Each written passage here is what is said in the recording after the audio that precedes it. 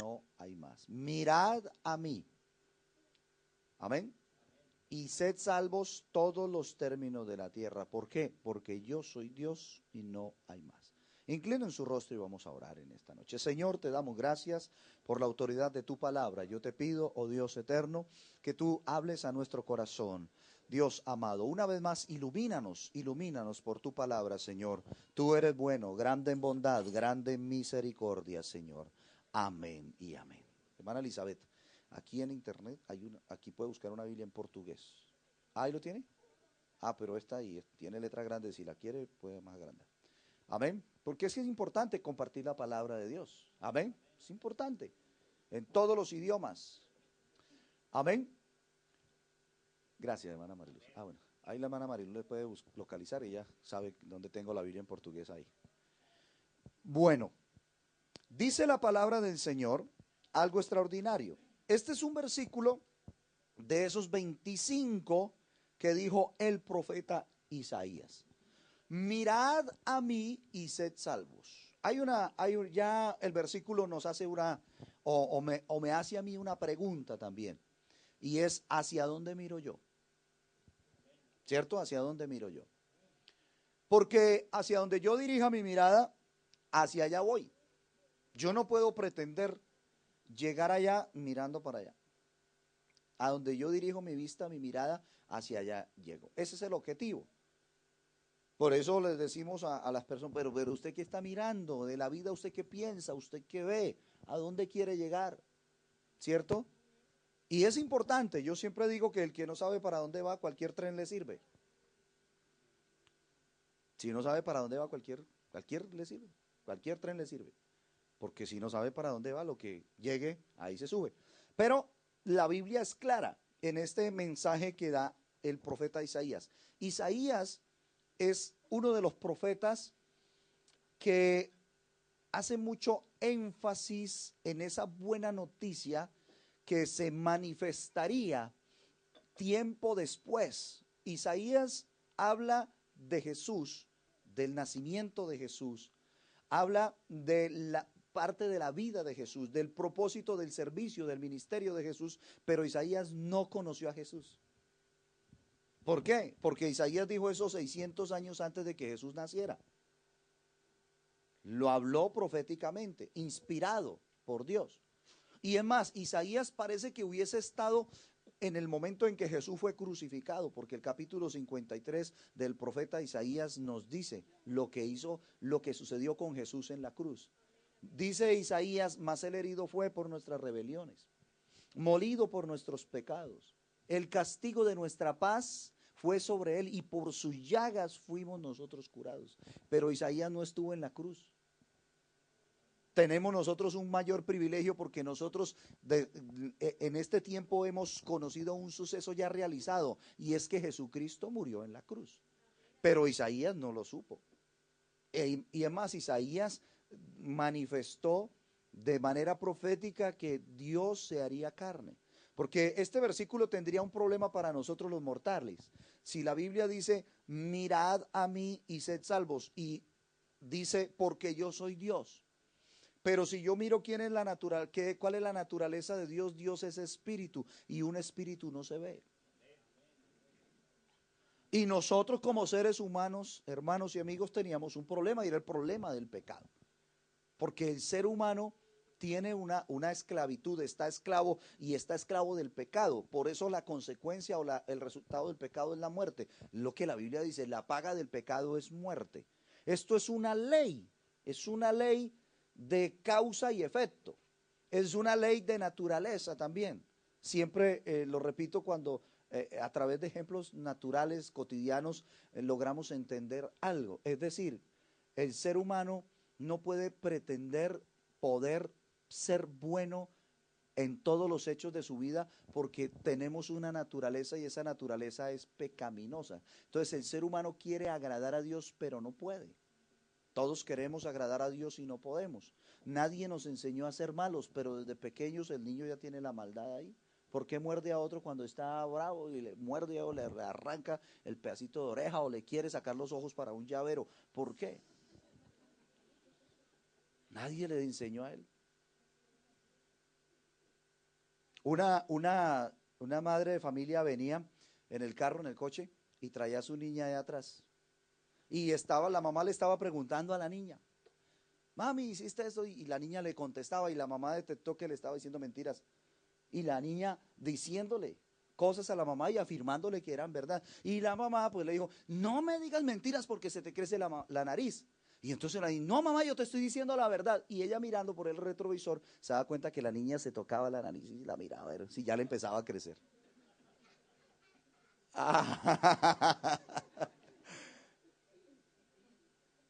¿Y quién le estaba enseñando a ella? ¿Dónde tomó un curso para decir mentiras? No, es que es nuestra naturaleza. Entonces aquí es donde viene lo extraordinario, nuestra naturaleza sin Dios. Entonces lo que sembramos recogemos. Y si el hombre tiene una naturaleza pecaminosa, lo que hace la buena noticia del Evangelio es precisamente solucionarle ese problema. Y es lo que hace el Señor. Por eso los que no conocen el Evangelio lo queremos compartir. Los que lo conocemos lo tenemos que valorar cada día más para entender qué fue lo que sucedió. Amén. Amén. Entonces, el Señor se trazó ese plan. Y un Dios que no se ve se hizo visible. Porque eso fue lo que hizo Dios. Se hizo visible no solo para que nosotros lo viéramos y creyéramos, sino que se hizo visible porque Él tenía que pagar una cuenta, que no era de Él, la cuenta era de nosotros. Porque la Biblia dice, por cuanto todos pecaron, no le echemos solo la culpa a Adán. Adán fue el primero que la embarró, sí es verdad. Él fue el primero que pecó, sí es verdad. Pero es que no es por el pecado de Adán que nos castiga Dios. Es por el pecado nuestro. Es por el pecado nuestro. Es un acta que la Biblia dice, ustedes tienen un acta que es contraria a ustedes. Pero tranquilos, yo ya pagué. ¿Dónde pagué? En la cruz. Dice la Biblia que esa acta que nos era contraria, el Señor la llevó y la puso en la cruz. Él allá llevó nuestros pecados. Pero ahora cada uno de nosotros tenemos que ir allá y firmar. ¿Cierto? Reconocer que nosotros nos hacemos por la fe acreedores al perdón. Entonces, el Señor dice el mismo Isaías en el capítulo 9, quiero que miremos un momento e invitarles, en el mismo capítulo de Isaías, el capítulo 9, el versículo 6.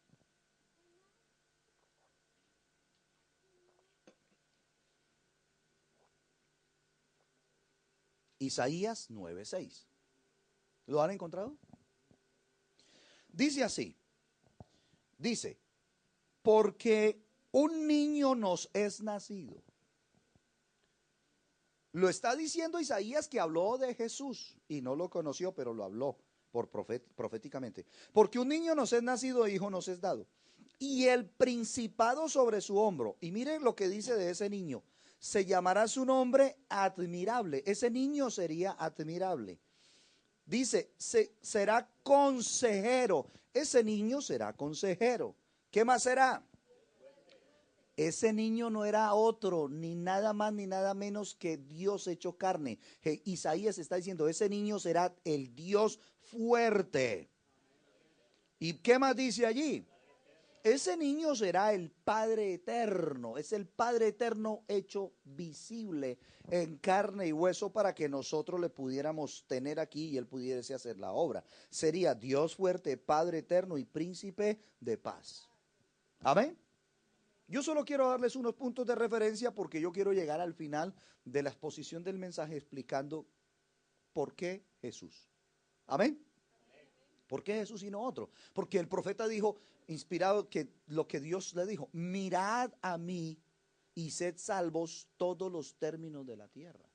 Porque yo soy Dios. Y dice, y no hay más. O sea, ¿por qué debemos creer nosotros en Jesucristo? ¿Cierto?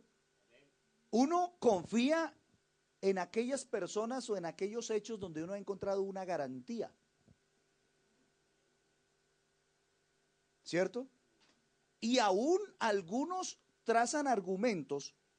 ¿Para qué? Para engañar a otros otorgando ciertas garantías. Una persona que le dice, mire, si usted me paga 8.000 euritos, yo le garantizo su residencia aquí. Y usted dice, bueno, yo los 8.000, como sea, me los consigo. Pero, ¿cómo me garantiza usted eso aquí? Usted ya, de hecho, ya sabe que es una estafa. Porque, ¿con qué argumentos? Él no representa al Estado. Él está haciendo algo fraudulento. O sea, todos los hechos que usted analiza son fraudulentos. Entonces, ¿yo qué garantía tengo ahí? ¿Qué garantía tengo ahí? Un hombre enamorado le dice, o quiere enamorar a una muchacha, y le dice, mira, yo te bajo la luna si es necesario. Si tú me lo pides, yo te bajo la luna. Y usted dice, bueno, ¿y cómo me va a bajar la luna? ¿Cómo me baja la luna? Y él le dice, no, yo tengo mis métodos. Ah, entonces ya le ha bajado la luna a varias, parece ser. Pero ¿usted cree eso? ¿Usted cree en esas garantías? No, eso ni de manera figurada. Uno no se atreve ni en un poema a decirle a su enamorada que es capaz de bajarle la luna. No, yo no. Yo sí, si al caso le bajo las cosas ahí de los gavetas, de los cajones y todo eso. Es lo que yo alcanzo a bajar. ¿Cierto? Es lo que yo alcanzo a bajarle a ella. Yo no puedo decirle que yo le bajo la luna. No puedo. ¿Y yo qué garantía? Nada me garantiza a mí. Pero Dios sí lo está diciendo aquí, 600 años antes, proféticamente, y nos está haciendo una invitación con unos resultados y sobre una base del por qué creer. Porque es que nosotros, hermanos y amigos, no podemos creer en la fe ciega. La fe ciega es de la más, discúlpeme la expresión, de la más ridícula.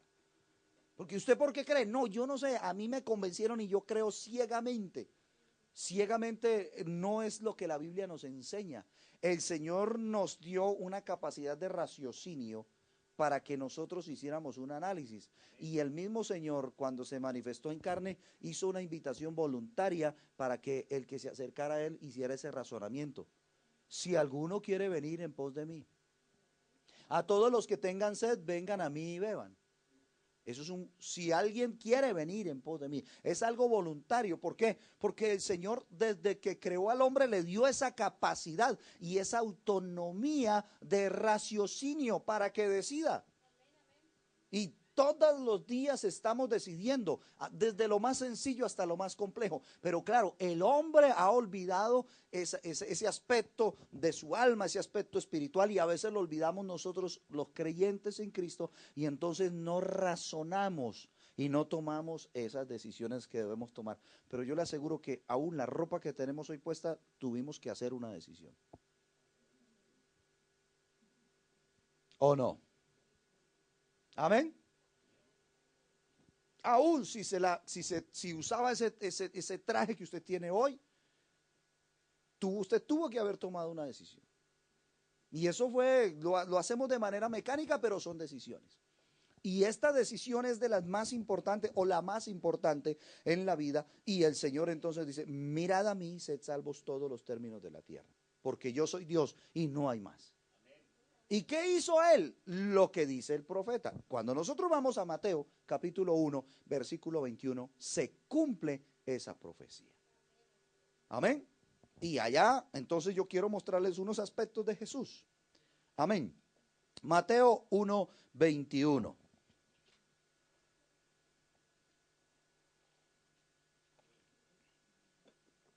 Ese niño que nos es nacido, en Isaías, aquí se cumple esa profecía. Mateo 1:21 en adelante dice, y dará a luz un hijo y llamará su nombre Jesús. ¿Por qué? Ese nombre ya comienza a estar relacionado. Dice, porque él salvará a su pueblo de sus pecados. Entonces, amigos, hermanos, nosotros, ¿por qué creemos en la manifestación de Dios? ¿Por qué creemos lo que el profeta dijo? ¿Por qué nuestra fe es tan profunda y es tan firme? Porque en Jesús se cumple lo que la Biblia dice, en ningún otro hay salvación. ¿Por qué? Porque no hay otro nombre bajo el cielo dado a los hombres en el cual podamos ser salvos. Nadie, absolutamente nadie ha podido hacer, ni podrá hacer, ni podrá decir lo que Jesús hizo. Porque queda como un farsante. Amén. Queda como un farsante. ¿Por qué? Porque no tiene una autoridad que soporte ese peso. Dijo un hombre por allá la semana pasada, estaba mirando yo las noticias. Dijo, usted no sabe quién soy yo. Ya algunos lo leyeron, ¿cierto? La noticia de Colombia. Un hombre ebrio allá y estaba ofendiendo a la autoridad. Dice, usted no sabe quién soy yo. Yo soy sobrino de fulano de tal y dio un nombre de un señor famoso en Colombia, un expresidente. Y él no ha terminado de decir eso cuando el hombre está llamando, yo no conozco a ese tipo. Ese no es nada mío. Porque estaba solo diciendo palabras. Si él no tiene un peso que soporte lo que está diciendo, entonces es una farsa. Pero cuando encontramos lo que Jesús dice y lo que la Biblia dice de Jesús, entonces ¿por qué lo dice? Y ahí es donde yo debo hacer un proceso de raciocinio y comenzar a comprender qué quiero o qué necesito yo en la vida. ¿Hacia dónde me dirijo? ¿Hacia dónde me dirijo? Entonces, la Virgen concebirá y dará a luz un hijo y llamará su nombre Jesús. ¿Por qué? Dice, ¿por qué le vas a poner así? Porque él salvará a su pueblo de sus pecados. Y claro, cuando uno busca el significado de un nombre en Oriente, eso es otra cosa. Porque nosotros llamamos a nuestros hijos con esos nombres que tienen, porque nos parecieron hermosos, porque era el nombre del momento, porque era el hombre, hacía alusión a un hombre, a un personaje famoso, a una reina. ¿Cuántas le irán a poner ahora el nombre de la Miss Universo ahora, a sus hijos, a sus hijas ahora? ¿Cierto? Entonces, los nombres los pusimos más que todo porque nos sonaron, nos parecieron hermosos, pero Jesús no. Por eso María le puso ese nombre. Y aún los familiares dijeron, pero ¿por qué le ponen Jesús? Debieran ponerle José. Debieran ponerle el nombre de algún familiar. Dijo, no, se llamará Jesús. ¿Por qué? Porque él salvará a su pueblo de sus pecados. Y eso no fue que a María se le ocurrió, es que el nombre fue anunciado. Póngale Jesús. ¿Por qué? Porque él salvará a su pueblo de sus pecados. Bueno, ya llegamos a donde nació Jesús. Mire cómo estudiamos la Biblia de hermoso. Ya transcurrieron 600 años, ya nació Jesús y ya está Jesús. Lo tenemos todavía en el pesebre, pero él no se quedó allá. Él creció. Amén. Y aun cuando nació, unos personajes que ni eran judíos, que los judíos fueron los primeros que debieron dar ejemplo, no lo hicieron. Unos personajes que se llamaban los Reyes Magos, los conocemos en la historia, que eran unos sabios de Oriente, ¿sí? Que no eran tres, lo dice una tradición, pero la Biblia no lo dice, pudieron ser 5, qué sé yo, pero esos magos de Oriente dijeron, ¿dónde está el rey de los judíos? Porque su estrella hemos visto y hemos venido a adorarle. Lo que esos sabios, hicieron fue ofrecerle 3 regalos, incienso, oro y mirra, que tienen un significado en la Biblia, no lo vamos a estudiar hoy. Pero esos 3 regalos hablaban de lo que era ese rey. Amén. Y esos hombres lo reconocieron y lo adoraron, lo que no hicieron los judíos. Pero ellos reconocieron a Jesús como el rey de los judíos y lo adoraron. Le reconocieron que era el Mesías que Dios traía y ellos no eran judíos. Amén. Pero reconocieron quién era Jesús. Entonces, nosotros miramos que Jesús comienza a darse a conocer, a decir quién es él. Ya Isaías había dicho, y todos los profetas, y aún Moisés, le había dicho a Israel, mire, se levantará un profeta mayor que yo. Para un judío, el profeta mayor, el máximo, su líder es Moisés. Pero Moisés mismo le dijo a los judíos, se va a levantar uno mayor que yo. Y todo aquel corazón, todo aquel oído que a él escuche, será salvo. Eso lo dijo Moisés. Amén. ¿Por qué? Porque Jesús es el centro de la revelación en la Biblia. La Biblia es cristocéntrica de principio a fin. ¿Por qué? Porque solo en Jesucristo está la salvación. La primera profecía bíblica está en Génesis 3:15 y habla de Jesús y de lo que él haría con la simiente de la mujer. Por eso es Jesús. Y porque en Jesús el Dios que no se ve se hizo visible. Él es la manifestación. En Jesús está toda la manifestación de Dios. Entonces, la palabra del Señor nos dice que Él vino a hacer una obra completa, a servirnos. Dice, vino a servir y a dar su vida en rescate por todos nosotros. Entonces, Jesucristo es el único que puede dar la salvación. No hay otro. ¿Por qué no hay otro? Porque ningún otro ha hecho lo que Él hizo. Hay filosofías, hay religiones, hay muchas, digamos, muchas puertas, muchos caminos que puedan conducir y que brindan la tranquilidad para el hombre. Es un portafolio de servicios y le ofrecen al ser humano una cierta tranquilidad, y todo eso lo ofrece, pero ¿con base en qué? Hay filosofías orientales que dicen, no, mira, si tú crees en la reencarnación, tranquilo, tú entras al círculo kármico y eso sí, pasarás de, si fuiste muy malo, pasarás a ser cucaracha, pasarás a ser un insecto, pero allá cuando estés en tu vida de cucaracha tendrás una oportunidad para reflexionar y ser una buena cucaracha, para que saliendo de ese círculo kármico entonces logre ¿qué? La transmigración. ¿Y con base en qué? Si sabe que dice la Biblia, está establecido para el hombre que muera una sola vez y después el juicio. Eso es un cuento, con base en que, ¿quién me garantiza eso? Un hinduista, él quisiera morir en el río Ganges porque si muere en el río Ganges, tome el camino directo. Pero ¿con base en qué se garantiza eso? Con base en creencias, en filosofías. Lo que la Biblia dice son huecas sutilezas, son vanas filosofías. Jesucristo dijo, yo soy la resurrección y la vida. Y Él entregó su vida y al tercer día se levantó. Eso para mí sí es una garantía. Amén. Y por ahí dicen, hay una historia en la Biblia también, que los soldados hicieron un trato y dijeron, no, Jesucristo no resucitó, se robaron el cuerpo. Pero ¿sabe por qué no creo eso? Uno, porque la Biblia dice que Él resucitó. Y dos, porque ese resucitado se apareció a mi vida y me transformó, de veras me cambió la vida. Y los muertos no hacen nada, tranquila, no hay problema. Y los muertos no hacen nada. Entonces, ese que resucitó está entre nosotros, está vivo, sigue haciendo obras en el corazón del hombre. Amén. Entonces no podemos pensar lo que el mundo dice. El evangelio está centrado sobre unas verdades profundas que no tienen comparación frente a las filosofías de la vida.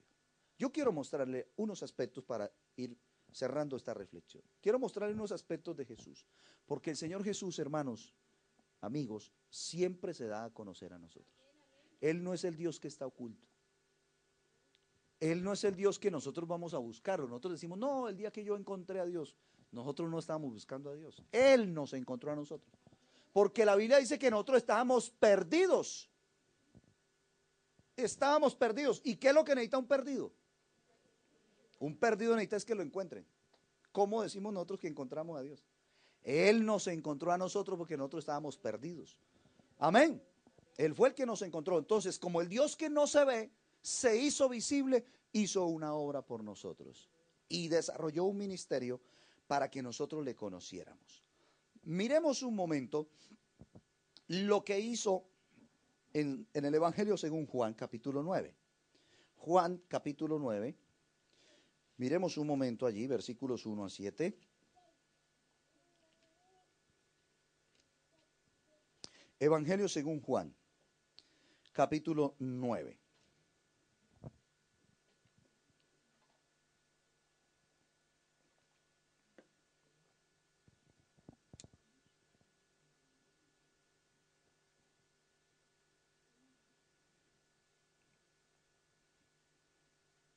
Amén.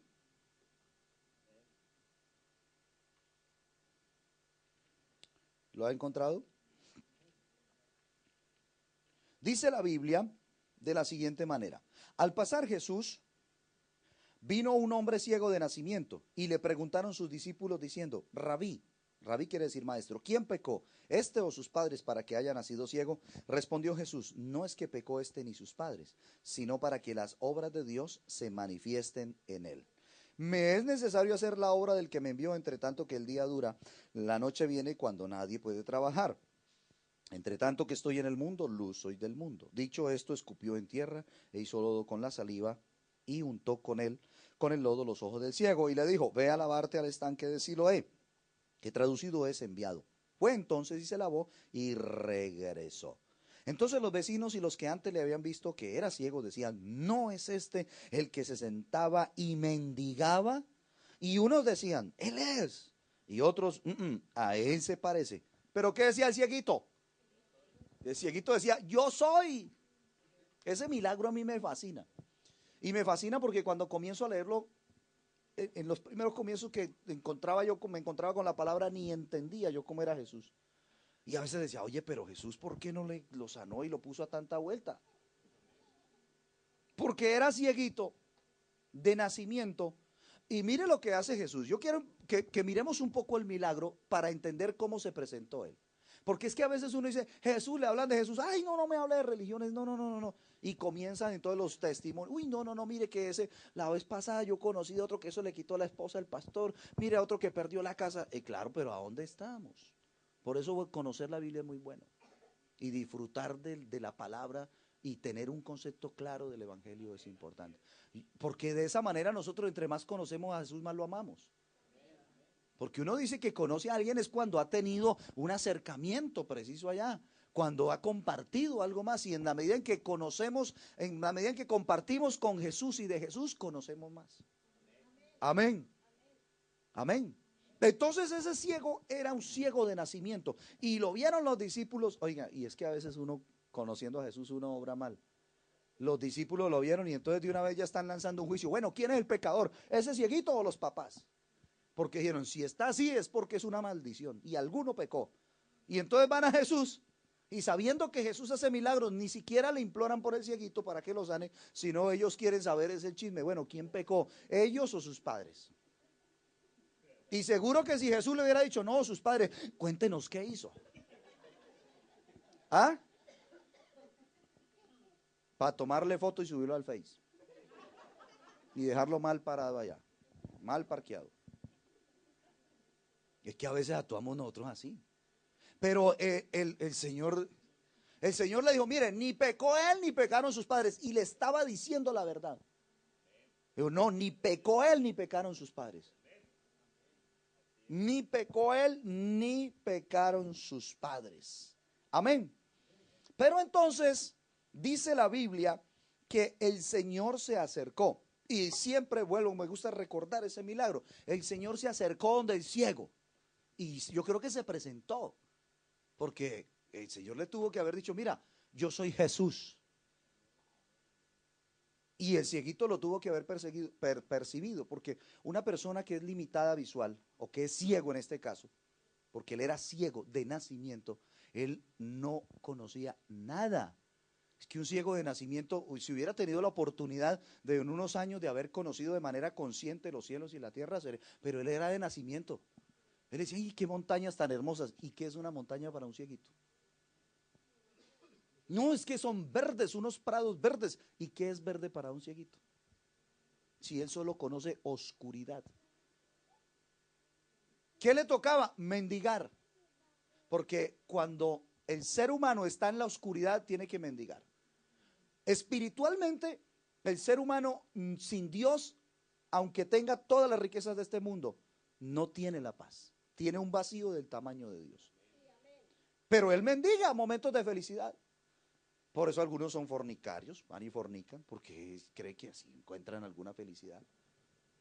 Minuto y medio, y se le acaba la felicidad y la plata. Adulteran, o el alcohol, o algún vicio que lo ate. ¿Por qué? Porque esa es una manera de escapar. Están escapando y están buscando momentos de felicidad. Uno ve a los latinos esperando el partido de Colombia, pero si gana Colombia, pues son 90 minutos de felicidad, pero al fin y al cabo se acaban. Y al otro partido a sufrir para que ganen, y si no, es tristeza. Entonces a escapar. Si ganan, bebemos porque ganamos. Y estamos felices. Y si pierde, bebemos para olvidar esa pena que nos está agobiando. Entonces eso es mendigar. Porque está en oscuridad. Y ese cieguito era un ciego literal. Él no podía ver. Y Jesús se acerca y se presenta: mucho gusto, señor ciego. Yo creo que él sí le sabía el nombre. Y el cieguito no ve, pero eso desarrolla en el oído, porque parece que vieran con las orejas. A mí me ha pasado, yo veo una persona cieguita y yo me quedo ahí quieto, para no ir. Y yo me quedo ahí quieto y escasamente respiro y él se me acerca a preguntarme algo. Porque yo veo que él hace algo así con el oído y no sé, como que por ahí ve y se para justo donde uno está. Y más fácil tropieza uno que ellos. Ellos llegan a la escalera y ya saben de dónde se van a agarrar, toman el bus y yo a veces no sé qué bus es el que tengo que tomar. Tengo ojos, tengo boca, tengo orejas. Y yo es el 103 o el 217, yo no me acuerdo, pero él sí sabe. Y Jesús comienza a hacer un milagro. ¿Cómo lo hace? Coge lodo, barro, arena y escupe. Usted sabe lo que, ¿usted cree que el cieguito no se dio cuenta? Uy, ¿qué es lo que está haciendo? Escupió. Y cogió ese barro y comenzó ahí. Está muy seco. Y el cieguito ya siente que va llegando al punto, que no está ni tan seco ni tan aguado, para que no le escurra aquí por los dedos. Es que así lo hizo Jesús.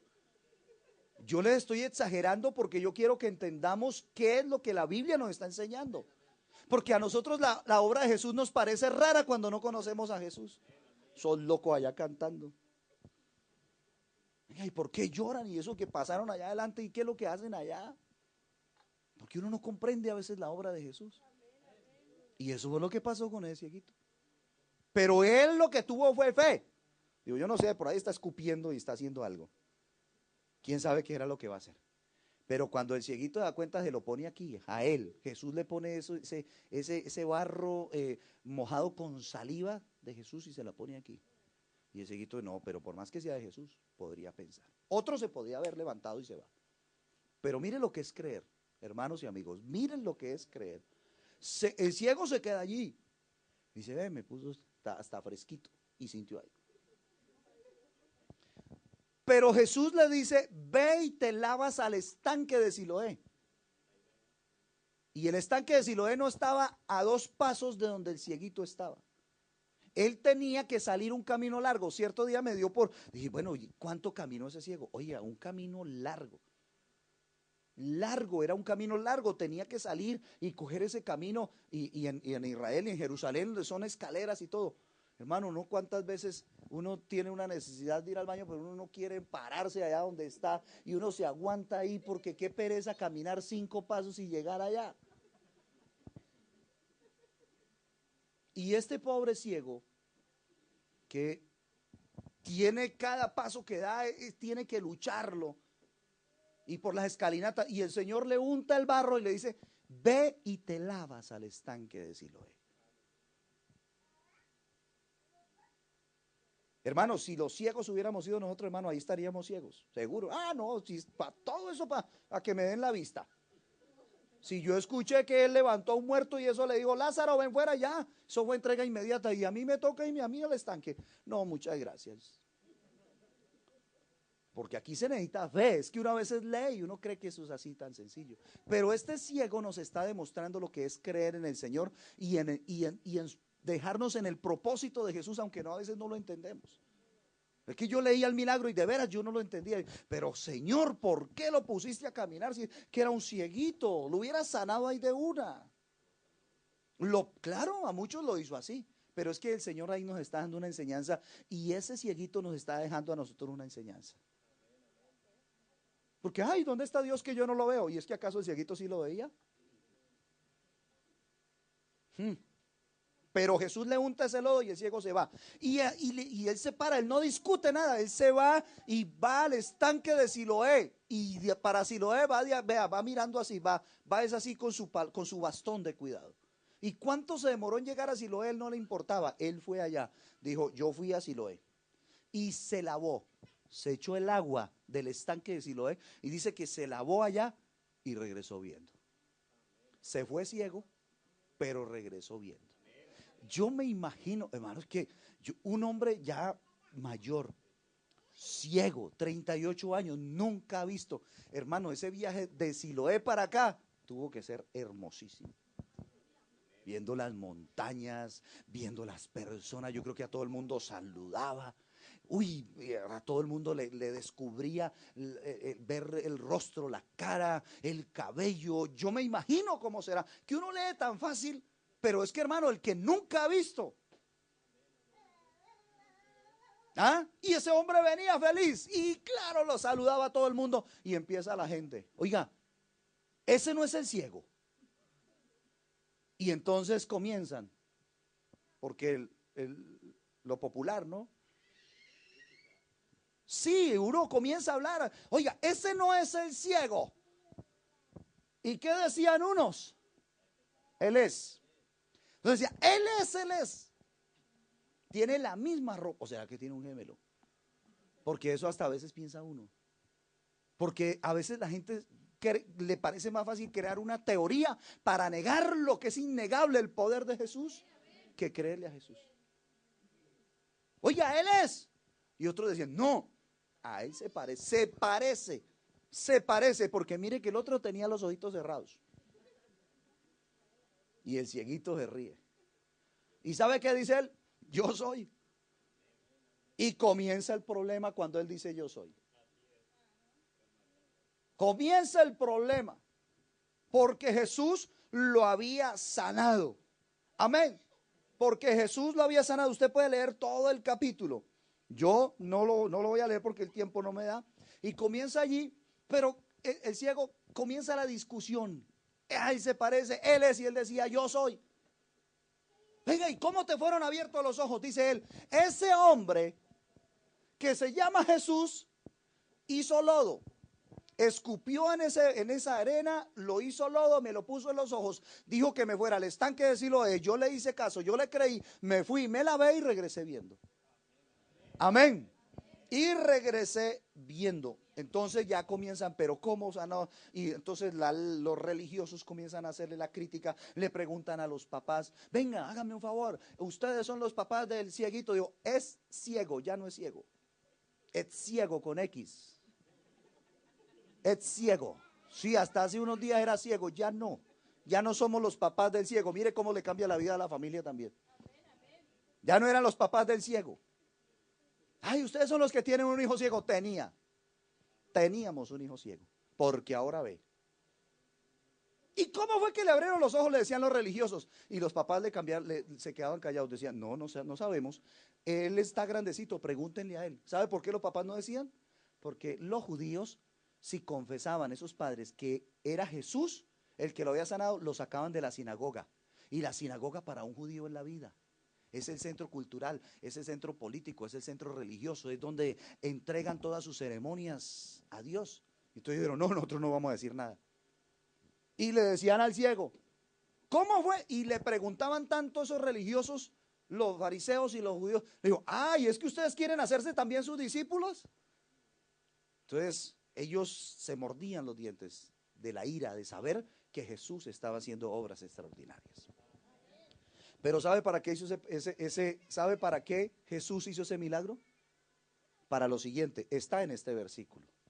Está en el versículo 5. Jesús hizo ese milagro para demostrar parte de lo que Él es. Dijo Jesús, ahí en el versículo 5 de Juan 9:5. Juan 9:5. Amén, aquí está. Entre tanto, amigos y hermanos, entre tanto que estoy en el mundo, luz soy del mundo. Fue un milagro físico para demostrar que para Jesús lo físico es lo de menos. Él tiene un propósito más profundo siempre con nosotros. Y ese propósito profundo es que conozcamos lo que hay más allá de esta vida. Mire, uno lee las noticias, si las riquezas aquí fueran todo, pero no hay entierros con trasteo. Y si lo hubiese, ¿de qué le sirve al muerto, al que murió, al que partió? Las peleas, las grandes peleas son por las herencias que los ricos, los millonarios de este mundo dejaron, pero ellos se fueron a la tumba con lo que sus seres queridos le quisieron poner. Si tenía un Oscar de la renta, ese difunto, yo, no, no le pongamos eso. ¿Qué le vamos a poner un Oscar de la renta para meterlo allá? No, ese más bien, ese le queda bueno a fulano de tal, el primo del difunto, regalémoselo a él. Pero eso aquí se acaba y punto. Amén. Lo más profundo, lo más hermoso está allá. Y es lo que el Señor hace y le dice, mire, yo soy la luz del mundo. Eso dijo Jesús. Yo soy la luz del mundo. Y mire lo que dijo. Y el que me siga, y el que me sigue, no andará en tinieblas. Y lo hizo demostrándolo con un milagro. Sanó al ciego. Y el ciego, por creerle a Jesús, no anduvo más en tinieblas. No solo físicamente, sino que conoció a Jesús y su vida cambió. Un día dijo, yo soy la resurrección y la vida. Bueno, muchas ocasiones. Pero aprovechó la resurrección de uno de sus amigos. También es otro milagro que yo no entiendo. No entendía, ya lo entiendo. Lázaro está enfermo y Lázaro era amigo de Jesús. Porque Jesús llegaba mucho a esa casa en una población que se llamaba Betania. Y cuando Jesús iba allá, llegaba a esa casa y allá habían dos mujeres. Una de ellas cocinaba delicioso. Y la otra le gustaba estar ahí escuchando a Jesús. Marta y María se llamaban esas dos mujeres y tenían un hermano que se llamaba Lázaro. Esa era la familia, ellos tres. Y Jesús era muy amigo de ellos. Lázaro se enfermó y entonces Marta y María dicen, no, estamos hechos. Si tenemos a Jesús de nuestro lado. Entonces mire el mensaje que le mandan porque Jesús no estaba en Betania, estaba lejos. A 4 días o quizás más. Bueno, estaba lejos.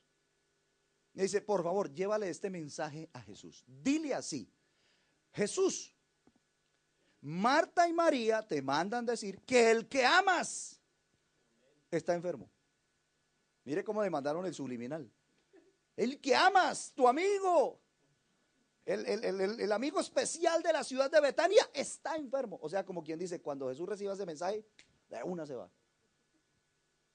Y le enviaron el mensaje. ¿Y cómo se lo dijeron? Jesús, venimos de parte de Marta y María. Te manda a decir que el que tú amas, el que tú amas, el que tú amas está enfermo. Y eso le digo, listo. Y ellos esperaban que Jesús iba a recoger su bolso y arrancaba. Jesús se quedó allá con los discípulos. Y Lázaro se agravó y se murió. Y Jesús supo que se había muerto, porque Jesús conocía las cosas. En su vida de carne, su ministerio de carne, Jesús era Dios, también conocía los pensamientos. Y supo que se murió. Tremendo Jesús, ya, por eso lo admiro tanto, es que hace unas cosas tan extraordinarias, es que es hermoso. ¿Verdad? Es que es algo extraordinario. Y supo que se murió. Y el Señor le dijo a los discípulos, oiga, Lázaro duerme. Y claro, uno a veces no entiende. Ah, bueno, pues que duerma, que algún día, en algún momento se va a despertar. Digo, no, está muertito. Para que lo entendieran. Dijo, pero esa enfermedad es para que se glorifique el Señor. Y se murió y no arrancó para el sepelio. Llegó al 4.º día. ¿Ya para qué? Diríamos nosotros. Y Marta y María, y Marta lo vio, María lo vio. Señor, si hubieras estado aquí, mi hermano no hubiera muerto. Qué confianza tan hermosa que tenían en Jesús. Era bonito, sí, claro. Y ellas sabían, si Jesús hubiera estado ahí, no hubiera muerto. Ahora sabían que iba a resucitar, pero en la resurrección de todos los muertos. Y el Señor le dijo, Marta, escuche, Marta, no te he dicho que si creyeres, verás la gloria de Dios. Afuera es hasta no ver, no creer. Pero aquí en Cristo es creer para ver. Aquí es al contrario. Creer para ver. No te he dicho que si creyeres verás. Ah, yo sí hasta no ver, no creer. Ah, no. En la Biblia es hasta no creer, no ver. Si creemos, vemos. No te he dicho que si creyeres verás la gloria de Dios. Rete a Jesús. Diga, bueno, yo quiero saber quién eres tú. Quiero sentir tu presencia, quiero ser salvo, quiero sentir lo que quiero sentir. Bueno, rete a Jesús, que Jesús está dispuesto para demostrarle quién es Él. Y luego llegó al 4.º día y dijo, ¿dónde lo pusieron? Y se fueron allá al cementerio. Era un hueco grande, los cementerios, la tumba era un hueco grande y le ponían una piedra. Y dijo, aquí está. Y se para Jesús y se ponía a llorar. San Juan 11:35 dice eso. Jesús lloró, y lloró porque supo que ahí estaba la tumba de Lázaro. Y entonces los otros que estaban ahí, ay, oiga, mire, unos dijeron, mire cómo le amaba mucho a Lázaro, pero no falta el que viene a meter la cizaña. Oiga, y luego ese no es el que hace milagros. Y no podía haberlo levantado. Y mírelo ahí llorando. ¿Ah? Y entonces Jesús dice, quiten la piedra. Y claro, Marta y María con toda, yo escucho eso, quiten la piedra, yo salgo a correr, porque el olor que va a salir ahí. Si Marta y María le dijeron, Señor, no le dijeron está descompuesto, le dijo, hiede ya. O sea, fueron con la palabra exacta, está podrido. Y le dijeron, ¿por qué? Porque es de 4 días. O sea que Jesús ni llegó cuando estaba enfermo, ni llegó en las primeras horas de muerto, ni en el primer día, ni en el segundo, ni en el tercero. Al cuarto apareció Jesús. Cuando ya está descompuesto, cuando ya para qué, porque el proceso de muerte se ha dado ya a lo que se llama el rigor mortis, y está descompuesto el cuerpo. O sea, ya no hay solución, pero Jesús, hermanos y amigos, nunca llega tarde. A nosotros nos parece que llega tarde, pero así esté descompuesto el hogar, la vida, la familia, nuestros sentimientos, nuestras emociones, no importa que sea de 4 días, para Jesús, Él demuestra por qué es que hay que creer en Él. Porque si Él es el Todopoderoso y Él no puede darme libertad a mí, entonces no es tan poderoso. Pero Él todo lo puede hacer. Los límites los pongo yo, pero Jesús sí lo quiere hacer. Cuando Él hizo eso, dijo, yo soy la resurrección y la vida. ¿Y quién no le cree a alguien que le ha dado pruebas de resurrección? ¿Quién no le cree a ese Jesús que ha levantado a los muertos? Y a los muertos espirituales nos sigue levantando, porque éramos cadáveres espirituales, podridos en el pecado. Yo estaba más que Lázaro, yo 4 días, no, yo peor. Ya era invadido del pecado. Así estábamos nosotros en esa condición. Y el Señor nos resucitó. Y hoy tenemos nueva vida, somos nueva creación. Amén. Le dio luz al ciego y dijo, es que yo soy la luz del mundo. Dijo, no solo esta, el que me sigue a mí no andará en tinieblas. Sanó a Lázaro, resucitó a Lázaro y dijo, es que yo soy la resurrección y la vida. Y un día que hizo unos milagros, multiplicó unos panes y unos peces y les dio de comer y quedaron llenos. Y eso la gente que Jesús va a estar mañana, donde eso lo seguían. Todos le seguían. Uy, ¿dónde estará? ¿A qué horas pone Jesús? Estoy en tal lugar para llegarle. Y llegaban. Y ellos esperaban que el pan y el pescado. Y les dio pan y pescado y les dijo, no es eso lo más importante. Y les dijo, yo soy el pan vivo que descendió del cielo. Y el que coma, escuche, y el que coma de este pan, amigos y hermanos, créanlo, dice la Biblia, no morirá eternamente. Porque Él es el pan vivo que descendió del cielo. Luz, pan, ¿qué más? Resurrección, puerta, camino, buen pastor. Todo lo que nosotros queramos, tenemos una garantía consolidada en la palabra del Señor. Por eso amemos a Jesús, creamos en Jesús. Por eso el profeta dijo, hablando de esa manifestación que llegaría, Dios hecho carne, dijo, mirad a mí y sed salvos todos los términos de la tierra, porque yo soy Dios y no hay más, solo en Él hay salvación. Vamos a estar de pie, por favor. Qué hermoso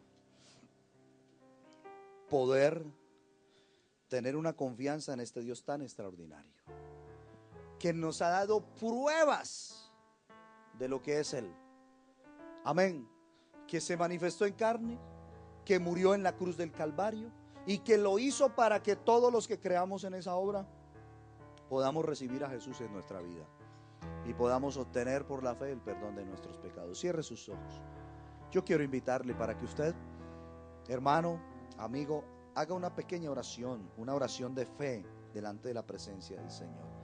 Dígale, Señor, tú eres la luz, yo te doy gracias y te pido que ilumines mi vida cada día, cada mañana. Señor, que tú guíes mis pasos.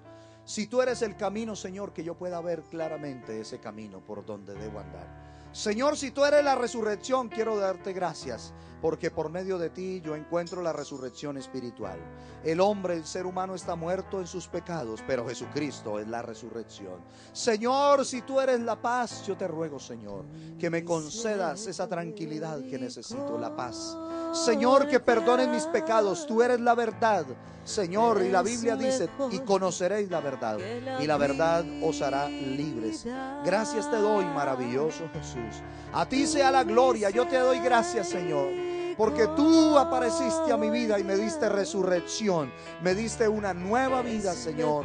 Oh Dios eterno, gracias por perdonar mis pecados y ponerme en este camino, Señor, de la perfección, donde no soy perfecto aún, donde todavía cometo muchos errores, peco contra ti, Señor, pero encuentro en ti, Señor, esa dirección tan extraordinaria. No soy esclavo del pecado, Señor, para pecar.